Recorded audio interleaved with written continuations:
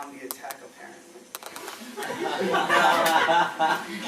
This, apparently, according to the source I got this video from, was from 1994 in the jungles of Russia. Now, we live in a place where biological terrorism and other diseases are well known, and a leap to bigger diseases can happen. So after talking with a few doctors, reading a couple of books, and reviewing film, I'm here to warn you about a zombie invasion. First things first, let's talk about transmission. It gets transmitted through fluid, blood, or saliva, sores, cuts, all that. Now, 23-hour incubation period is what we speculate. Number one, the first hour, the pain and discoloration of the actually infected area will turn purple and brown almost.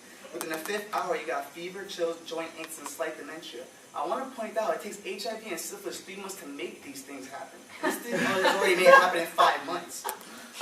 Number 11, hour 11, you're already beginning to get paralyzed. Hour 16, you fall into a coma. In hour 20, zero brain activity. In hour 23, you reanimate. Not resurrection, you don't come back from the dead, you reanimate. Now people have asked, why do they act so savagely? Well, in that zero brain activity, they lose the basic brain functions like we have today, sitting down, speaking, being civilized. So they become reliant on their animal instincts, biting, sniffing out their prey. So now I've told to you what a zombie is. Let's talk about disposal. First things first, you'd be foolish to use a gun in a zombie invasion. You're too nervous, you're freaking out, you are not going to aim that gun correctly. You should use weapons like baseball bats, swords, machetes, crowbars. Remember, these don't have to be reloaded. And once you kill the zombie, disposing of that body is key. The virus can stay within the body for 48 hours. So, if you're asking me how do you kill a zombie, this is the general area you Remember this line, ladies and gentlemen, kill the head, they're as good as dead. Now, and my third point here, how do you figure out if you're in a zombie invasion? Well, there'll be many traits.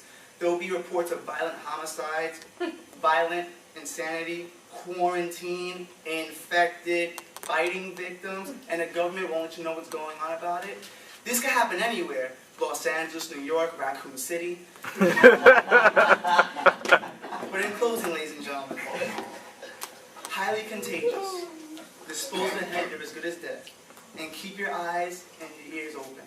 Now, I talked to a doctor about this, and he said, Ralph, we stand at the pinnacle of a new frontier of diseases.